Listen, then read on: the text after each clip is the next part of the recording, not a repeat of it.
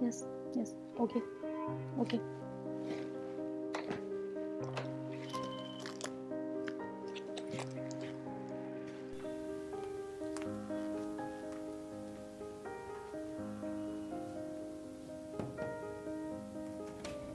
May I come in, sir? Thank you, sir.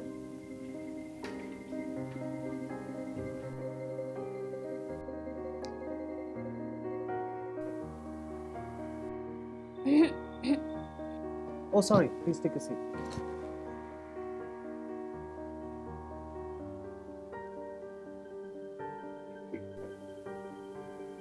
Actually, Mr. Robert has sent me to you for my appraisal discussion. Oh, yes. Give me a second. Sure. Okay, now tell me. You were saying something about your appraisal? Yes, sir. I went to Mr. Robert to collect my appraisal letter, but he told me to first discuss with you. Is everything alright, sir? Everything is perfectly alright, except your case. Why everyone else in the department interacting with Mr. Robert about their appraisal? After all, he's the head of human resources and he's supposed to give the feedback to everybody. You're right. Yours is a special case that requires my attention. It's just that I don't understand why I'm being singled out for a special attention. I'm sure it'll all become extremely clear to you as time progresses. Now, do you have any questions before I begin this conversation? No, I don't have any questions. I just want to solve it as soon as possible. Well, then, let's begin. I see from your records that you've been part of this company for more than 2 years now. And then you've been internally promoted from your original position of this company. And the feedback given by your supervisor has been positive for most amount of the part. What do you mean by for the most of the parts? There have been several instances of insubordinance of you being employed in the last few months.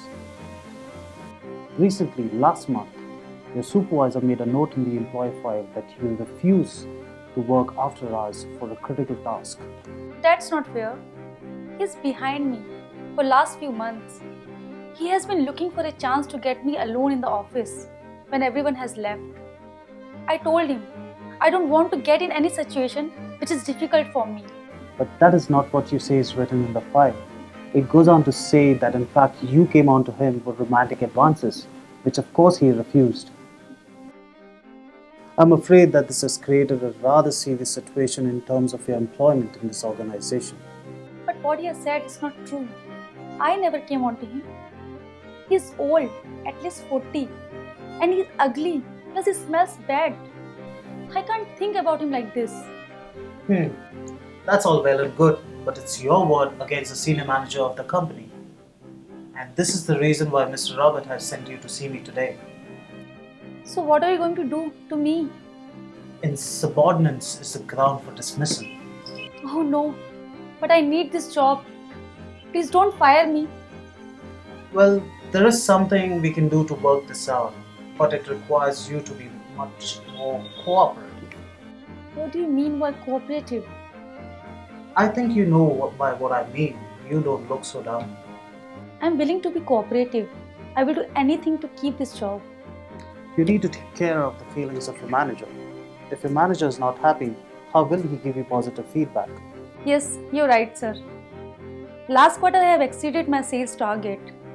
And this quarter I have added 2 new clients and almost reached my targets in just 70 days.